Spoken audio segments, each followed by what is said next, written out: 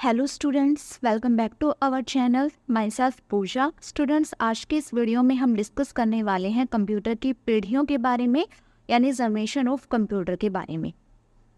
Computer की कितनी पीढ़ियां अब तक आ चुकी हैं और हर एक पीढ़ी में क्या क्या नई नई चीज़ें आई हैं जिससे कि कंप्यूटर की स्पीड पर और उसकी एक्यूरेसी पर प्रभाव पड़ा है। जैसा कि आप सभी जानते हैं कि कंप्यूटर आज के टाइम में बहुत ज़रूरी हो गया है और कंप्यूटर को समय समय पर डेवलप भी किया जाने लगा है। आज जो है कंप्यूटर बहुत ज़्यादा उपयोगी बन गया है और टाइम टू टाइम इसमें डेवलपमेंट भी होती रही है। तो जानिए क्या होता है कंप्यूटर की पीढ़ियाँ, कंप्यूटर की जनरेशन क्या होती है। फुल इंफॉर्मेशन आज मैं आपको इस वीडियो में देने वाली। कंप्यूटर का जो विकास है वो विभिन्न पीढ़ियों के द्वारा हुआ है, अलग अलग पीढ़ियों के द्वारा हुआ है और अब तक जो है कंप्यूटर की 5 जनरेशन आ चुकी हैं। इनकी शुरुआत हुई थी वैक्यूम ट्यूब से 1940 में। कंप्यूटर की शुरुआत हुई थी वैक्यूम ट्यूब से और 1940 में ये हुई थी। कंप्यूटर की अभी तक 5 पीढ़ियाँ आ चुकी हैं और हर एक पीढ़ी में तकनीकी विकास के कारण, टेक्निकल डेवलपमेंट के कारण उनके कंप्यूटर का जो काम करने का तरीका है ना, वो पूरी तरह से चेंज हो गया है। अब तक 5 पीढ़ियाँ आ चुकी हैं और हर एक पीढ़ी में कुछ ना कुछ नया आया है जिससे कि कंप्यूटर का काम करने का तरीका पूरी तरह से चेंज हो चुका है। कंप्यूटर की पीढ़ियाँ, सबसे पहली पीढ़ी है पहली पीढ़ी जो कि 1946 से 1959 तक रही। इसमें वैक्यूम ट्यूब का ज़्यादा प्रयोग किया जाता था। वैक्यूम ट्यूब को आप यहाँ पर देख सकते हो। पहली पीढ़ी में वैक्यूम ट्यूब का प्रयोग बहुत ज़्यादा किया जाता था। वैक्यूम ट्यूब के प्रयोग के कारण ही पहली पीढ़ी में कंप्यूटर से ज़्यादा बिजली खर्च होती थी और यह बहुत बड़ी समस्या थी। क्या था इसमें? एक तो वैक्यूम ट्यूब का प्रयोग किया जाता था, दूसरा इसमें बिजली की ज़्यादा खपत होती थी। तो ये इसकी कुछ कमी थी कि इसमें बिजली ज़्यादा खर्च होती थी। वैक्यूम ट्यूब के प्रयोग के कारण इसमें ज़्यादा बिजली खर्च होती थी। और दूसरा, इन कंप्यूटर में बाइनरी भाषा का प्रयोग किया जाता था। बाइनरी भाषा जैसे हम मशीनी भाषा भी कहते हैं। बाइनरी नंबर था, जैसे बाइनरी नंबर का बेस था 2 और उसमें डिजिट आते थे 0 और 1। उसी तरह जो कंप्यूटर है पहली पीढ़ी में बाइनरी भाषा का इस्तेमाल किया जाता था। बाइनरी भाषा को काम में लाना मुश्किल होता था। क्यों? क्योंकि इसमें 0 और 1 यही 2 नंबर होते थे और इसी के माध्यम से सारे इंस्ट्रक्शन लिखे जाते थे, जिनमें अगर गलतियां हो जाए तो पहचानना मुश्किल हो जाता था और उन्हें ठीक करना भी मुश्किल काम हो जाता था। इसलिए जो पहली पीढ़ी का कंप्यूटर था ना, वो एक टाइम पे केवल एक ही काम कर सकता था क्योंकि सारे इंस्ट्रक्शन 0 और 1 की फॉर्म में दिए जाते थे। इसमें इनपुट के लिए पंच कार्ड का प्रयोग किया जाता था और आउटपुट के लिए इसमें प्रिंटर का प्रयोग करते थे। तो क्या क्या विशेषताएं हैं पहली पीढ़ी की? सर्किट के लिए पहली पीढ़ी में वैक्यूम ट्यूब का प्रयोग किया जाता था। मेमोरी के लिए इसमें मैग्नेटिक ड्रम का प्रयोग किया जाता था। इनपुट के लिए पंच कार्ड और पेपर टेप का प्रयोग किया जाता था और आउटपुट के लिए किया जाता था प्रिंटर का प्रयोग कंप्यूटर की पहली पीढ़ी में। इसके कुछ एग्जाम्पल हैं, जैसे यूनिवैक और एनीवैक। ये कंप्यूटर है पहली पीढ़ी के। यूनिवैक की फुल फॉर्म है यूनिवर्सल ऑटोमेटिक कंप्यूटर और एनीवैक की फुल फॉर्म है electric numerical integration and computer.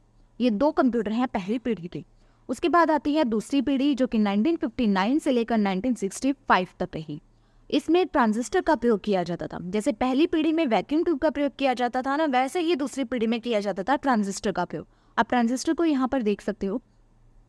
यह कंप्यूटर पहली पीढ़ी की तुलना में फास्ट होते थे। इसमें वैक्यूम ट्यूब के स्थान पर ट्रांजिस्टर का प्रयोग किया जाता था और ट्रांजिस्टर का प्रयोग करने से क्या हुआ कि इस पीढ़ी के जो कंप्यूटर ना, वो फास्ट हो गए थे। ट्रांजिस्टर का आविष्कार किया गया था 12 सितंबर 1958 में और इसको प्रयोग करने के बाद कंप्यूटर की स्पीड पहले से तेज हो गई थी। लेकिन अभी भी एक समस्या बनी रही कि इसमें भी बिजली की खपत ज़्यादा होती थी। जैसे पहली पीढ़ी के कंप्यूटरों में वैक्यूम ट्यूब के कारण बिजली की खपत ज़्यादा होती थी, सेम वैसे ही दूसरी पीढ़ी में भी बिजली की खपत ज़्यादा होती थी। लेकिन एक फ़ायदा हो गया था इसमें, ट्रांजिस्टर का प्रयोग करने से क्या हो गया था, कंप्यूटर की जो स्पीड थी वो पहले से बढ़ गई थी। इस पीढ़ी में पहले की तरह ही इनपुट के लिए पंच कार्ड का ही प्रयोग किया जाता था। जैसे पहली पीढ़ी में किया जाता था ना इनपुट के लिए पंच कार्ड का प्रयोग, आउटपुट के लिए सेम उसी तरह दूसरी पीढ़ी में भी इनपुट के लिए पंच कार्ड और आउटपुट के लिए किया जाता था प्रिंटर का प्रयोग। लेकिन इसमें क्या हुआ, प्रोग्राम को लिखने के लिए बाइनरी भाषा की जगह इसमें असेंबली भाषा का प्रयोग किया जाने लगा। जैसे पहली पीढ़ी में बाइनरी भाषा का प्रयोग किया जाता था 0 और 1 की लैंग्वेज का, उसी तरह दूसरी पीढ़ी में क्या हुआ, बाइनरी की जगह पर असेंबली भाषा का प्रयोग किया जाने लगा। असेंबली भाषा में जो अल्फ़ाबेट्स होते हैं ना, अंग्रेजी के अक्षर, उनको कोड के रूप में प्रयोग किया जाने लगा था। क्या क्या विशेषताएं थी इसमें? सर्किट के लिए किसका प्रयोग किया जाता था? सर्किट के लिए ट्रांजिस्टर का प्रयोग, और मेमोरी के लिए किया जाता था मैग्नेटिक कोर का प्रयोग। इनपुट और आउटपुट के लिए सेम पहली पीढ़ी की तरह पंच कार्ड और प्रिंटर का प्रयोग किया जाता था। इसमें क्या हो गया था?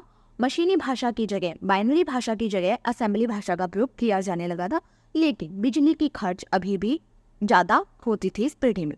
उसके बाद तीसरी पीढ़ी आती है जो कि 1965 से लेकर 1971 तक रही। इसमें इंटीग्रेटेड सर्किट का प्रयोग किया जाता था। इंटीग्रेटेड सर्किट को आप यहाँ पर देख सकते हो। इस पीढ़ी में सबसे बड़ा बदलाव यह हुआ कि इनपुट देने के लिए प्रयोग किया जाने लगा कीबोर्ड का, जो आज के टाइम में भी हम प्रयोग करते हैं ना कीबोर्ड का, वो तीसरी पीढ़ी में आया था। और आउटपुट लेने के लिए किया जाने लगा मॉनिटर का प्रयोग। मॉनिटर और कीबोर्ड का प्रयोग किया जाने लगा। मॉनिटर का प्रयोग आउटपुट के लिए और इनपुट के लिए कीबोर्ड का प्रयोग। और सबसे पहले ऑपरेटिंग सिस्टम का प्रयोग भी तीसरी पीढ़ी में ही किया गया था, जो कि एक CUI आधारित ऑपरेटिंग सिस्टम था। क्या आधारित था? CUI आधारित ऑपरेटिंग सिस्टम था। CUI की फुल फॉर्म है कैरेक्टर यूजर इंटरफेस। तीसरी पीढ़ी में सबसे पहले ऑपरेटिंग सिस्टम का प्रयोग किया जाने लगा, और वो ऑपरेटिंग सिस्टम था CU आधारित। इनपुट के लिए किया गया कीबोर्ड का प्रयोग, आउटपुट के लिए किया गया मॉनिटर का प्रयोग। तीसरी पीढ़ी में ट्रांजिस्टर की जगह किया जाने लगा IC का प्रयोग। दूसरी पीढ़ी में किसका? ट्रांजिस्टर का प्रयोग करते थे ना सर्किट के लिए। उसी तरह तीसरी पीढ़ी में आया इंटीग्रेटेड सर्किट, IC का प्रयोग किया जाने लगा, और इसका आविष्कार किया गया 1955 में। जैक किल्बी नाम के एक वैज्ञानिक ने IC का आविष्कार किया था। IC के प्रयोग से कंप्यूटर का आकार छोटा हो गया। जैसे पहली पीढ़ी के कंप्यूटर बहुत बड़े बड़े साइज के होते थे, उसी तरह तीसरी पीढ़ी में क्या हुआ? IC का प्रयोग किया जाने लगा, जिससे कि कंप्यूटर का आकार छोटा होता चला गया, और पहले की तुलना में ज़्यादा फास्ट भी हो गए थे कंप्यूटर। इस पीढ़ी में कंप्यूटर में प्रोग्राम लिखने के लिए उच्च स्तरीय भाषा यानी हाई लेवल लैंग्वेज भाषा का प्रयोग किया जाने लगा, कि कंप्यूटर एक समय में एक से ज़्यादा काम कर सकते थे। देखो, पहली पीढ़ी में मशीनी भाषा का प्रयोग यानी बाइनरी भाषा का प्रयोग किया गया। दूसरी पीढ़ी में आई असेंबली भाषा, और तीसरी पीढ़ी में आई उच्च स्तरीय भाषा। उच्च स्तरीय भाषा के कारण कंप्यूटर एक समय में एक से ज़्यादा काम कर सकता था, लेकिन पहली पीढ़ी में ऐसा संभव नहीं था। वहाँ बाइनरी भाषा का प्रयोग था, तो कंप्यूटर एक टाइम में एक ही काम कर सकता था। लेकिन जैसे ही हाई लेवल लैंग्वेज का प्रयोग किया जाने लगा, तो कंप्यूटर भी एक टाइम में एक से ज़्यादा काम करने लगा। क्या क्या इसमें विशेषताएं थी? सर्किट के लिए प्रयोग किया गया IC यानी इंटीग्रेटेड सर्किट का प्रयोग। मेमोरी के लिए किया जाने लगा चुंबकीय डिस्क का प्रयोग, और इसमें SSI का भी प्रयोग किया गया। SSI की फुल फॉर्म है small scale integration. Small scale integration का प्रयोग भी किया गया तीसरी पीढ़ी में। उसके बाद आती है चौथी पीढ़ी, जो कि 1971 से लेकर 1980 तक रही। इसमें माइक्रो प्रोसेसर का प्रयोग किया जाने लगा। माइक्रो प्रोसेसर को आप यहाँ देख सकते हो। माइक्रो प्रोसेसर, इसे चिप भी बोला जाता है। चौथी पीढ़ी में कंप्यूटर में माइक्रो प्रोसेसर का प्रयोग किया जाने लगा, जो कि सिलिकॉन से बनी एक चिप होती है, जो कि हमारे मोबाइल फ़ोन में भी लगी होती है। वो एक चिप होती है जिस पर हज़ारों IC एक साथ लगे होते हैं। IC जो कि इंटीग्रेटेड सर्किट, जिसका प्रयोग किया गया था तीसरी पीढ़ी में। लेकिन चौथी पीढ़ी में क्या हुआ? माइक्रो प्रोसेसर का प्रयोग किया जाने लगा, जिस पर बहुत सारे IC लगे होते थे, बहुत सारे इंटीग्रेटेड सर्किट एक साथ लगी हुई होती थी। इस पीढ़ी के कंप्यूटर में GUI आधारित ऑपरेटिंग सिस्टम का प्रयोग किया जाने लगा। GUI आधारित ऑपरेटिंग सिस्टम, जैसे उसमें कौन सा ऑपरेटिंग सिस्टम का प्रयोग किया गया था? हमारी जो तीसरी पीढ़ी थी उसमें CUI आधारित कंप्यूटर ऑपरेटिंग सिस्टम था, CUI आधारित। और चौथी पीढ़ी में क्या था? GUI आधारित। तीसरी पीढ़ी में CUI आधारित ऑपरेटिंग सिस्टम, तो चौथी पीढ़ी में आया GUI आधारित ऑपरेटिंग सिस्टम का प्रयोग, जो कि काम में लाने में बहुत ही आसान था। बहुत इजी तरीके से इसको प्रयोग किया जा सकता था। GUI की फुल फॉर्म है ग्राफिकल यूजर इंटरफेस, और इस GUI आधारित ऑपरेटिंग सिस्टम का एक उदाहरण है विंडोज़, जो कि कंप्यूटर में डाली जाती है, विंडो 10, विंडो 11। उसी तरह GUI आधारित ऑपरेटिंग सिस्टम का एक एग्जाम्पल है विंडोज़। इस पीढ़ी में माउस का प्रयोग होना भी शुरू हुआ। चौथी पीढ़ी में माउस का प्रयोग होना शुरू हुआ था। तीसरी पीढ़ी में क्या था? इनपुट के लिए कीबोर्ड का प्रयोग था। लेकिन चौथी पीढ़ी में क्या हुआ? माउस का भी प्रयोग किया जाने लगा, और प्रोग्राम लिखने के लिए हाई लेवल लैंग्वेज का प्रयोग किया गया। तीसरी पीढ़ी में भी हाई लेवल लैंग्वेज आई थी। उसी तरह चौथी पीढ़ी में भी हाई लेवल लैंग्वेज का प्रयोग किया गया, जैसे कि C लैंग्वेज हो गई, C++ लैंग्वेज हो गई, और भी ज़्यादा हाई लेवल लैंग्वेज का प्रयोग किया जाने लगा चौथी पीढ़ी में। और साथ ही साथ VLSI का प्रयोग भी किया गया। VLSI की फुल फॉर्म है वेरी लार्ज स्केल इंटीग्रेशन। जैसे तीसरी पीढ़ी में SSI था ना, स्मॉल स्केल इंटीग्रेशन, उसी तरह चौथी पीढ़ी में आई VLSI, very large scale integration. इसका प्रयोग चौथी पीढ़ी में किया गया। उसके बाद आती है पांचवी पीढ़ी जो कि 1980 से लेकर प्रेजेंट टाइम तक है और इसमें किया जाने लगा है प्रयोग एआई का। एआई का नाम आप सभी ने सुना ही होगा। आर्टिफिशियल इंटेलिजेंस का प्रयोग किया जाने लगा है आजकल के कंप्यूटर में। कंप्यूटर की पिक्चर आप यहाँ देख सकते हैं। कंप्यूटर की पांचवी पीढ़ी एआई के साथ विकसित हुई है। एआई का मतलब होता है एक ऐसी मशीन जो कि मानवीय गुणों को समझ सके, जो कि ह्यूमन क्वालिटीज को समझ सके, एक ऐसी मशीन होती है एआई। इस पीढ़ी में अभी भी विकास चल रहा है, अभी भी डेवलपमेंट चल रहा है। जैसे पहली पीढ़ी से लेकर पांचवी पीढ़ी तक आई है ना, तो अब पांचवी से आगे भी काम चल रहा है कि छठी सातवीं पीढ़ी भी आए, तो अभी भी डेवलपमेंट हो रही है इसकी। इस पीढ़ी के कुछ गुण हम आजकल विभिन्न रूप में इस्तेमाल करते हैं, जैसे कि फिंगरप्रिंट का प्रयोग। एआई के प्रयोग से ही हम फिंगरप्रिंट का प्रयोग करते हैं। अपने मोबाइल फ़ोन में टच स्क्रीन का प्रयोग फिंगरप्रिंट से लॉक लगा सकते हैं। वैसे ही रोबोटिक जो है, रोबोट बनाए जाते हैं, वो भी एआई का यूज़ करके बनाए जाते हैं। और आवाज़ द्वारा इनपुट देना, हम अपने मोबाइल फ़ोन में सर्च करने के लिए, कंप्यूटर में सर्च करने के लिए पहले टाइपिंग करते थे, लेकिन अब क्या किया जाने लगा, एआई के प्रयोग के द्वारा हम बोल कर भी सर्च कर सकते हैं। तो आवाज़ के द्वारा भी इनपुट देना इसके एग्जाम्पल है एआई के। इस पीढ़ी का उद्देश्य है एक ऐसी मशीन का निर्माण करना जो कि यूज़र की भाषा को पूरी तरह से समझ सके और उसका सही प्रकार से जवाब दे सके, सही आउटपुट प्रदान कर सके। और आजकल कंप्यूटर बहुत एडवांस हो चुके हैं। आज के कंप्यूटर की मदद से हम सभी प्रकार के काम आसानी से कर सकते हैं। और आजकल के जो कंप्यूटर हैं उनमें अधिक स्पीड होने के कारण सभी लोग अपना काम कंप्यूटर के माध्यम से ही करने लगे हैं और ऑनलाइन ही करने लगे हैं। कंप्यूटर इतने फास्ट हो गए हैं कि सभी को कंप्यूटर की आदत पड़ गई है। फास्ट काम करने के लिए ऑनलाइन शॉपिंग वगैरह, ऑनलाइन जितने भी काम है वो सारे कंप्यूटर के माध्यम से ही किए जाने लगे हैं। और सबसे अच्छी बात ये है कि कंप्यूटर हमारा टाइम भी बचाता है। यही कारण है कि लोग ज़्यादा से ज़्यादा कंप्यूटर का प्रयोग करते हैं।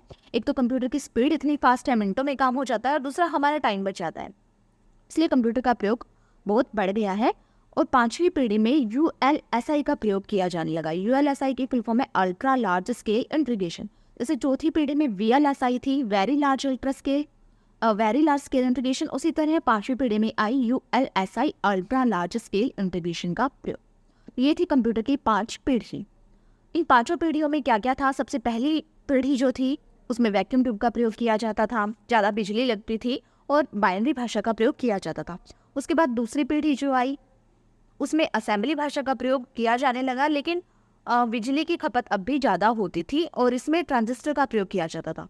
तीसरी पीढ़ी जो आई उसमें ट्रांजिस्टर की जगह आईसी का प्रयोग किया जाने लगा और मेमोरी के लिए चुंबकीय डिस्क का प्रयोग किया जाने लगा। लैंग्वेज यहाँ पर हाई लेवल लैंग्वेज का प्रयोग किया जाने लगा और SSI का भी प्रयोग किया जाने लगा, स्मॉल स्केल इंटीग्रेशन का प्रयोग। उसके बाद फिर जो चौथी पीढ़ी आई उसमें आईसी की जगह माइक्रो प्रोसेसर का प्रयोग किया जाने लगा और वेरी लार्ज स्केल इंटीग्रेशन का भी प्रयोग किया जाने लगा। उसके बाद फिर आई पांचवी पीढ़ी में प्रयोग किया जाने लगा आर्टिफिशियल इंटेलिजेंस का और वेरी लार्ज स्केल इंटीग्रेशन का प्रयोग और लैंग्वेज हाई लेवल लैंग्वेज का प्रयोग, C++ लैंग्वेज, इनका प्रयोग किया जाने लगा। तो आज की वीडियो में हमने जाना कि कंप्यूटर का डेवलपमेंट कैसे हुई है, कितनी कंप्यूटर की जनरेशन आई है और हर एक जनरेशन की क्या क्या अपनी विशेषताएं रही हैं और कैसे कंप्यूटर की डेवलपमेंट हो रही है, इनकी जनरेशन की डेवलपमेंट हो रही है। आज की वीडियो में इतना ही। मिलते हैं नेक्स्ट वीडियो में एक नए टॉपिक के साथ। मेक श्योर आप इस चैनल को सब्सक्राइब कर लें और साथ ही साथ बेल आइकन को भी प्रेस कर लें ताकि अपकमिंग वीडियोस का नोटिफिकेशन आपको मिलता रहे। Thank you so much.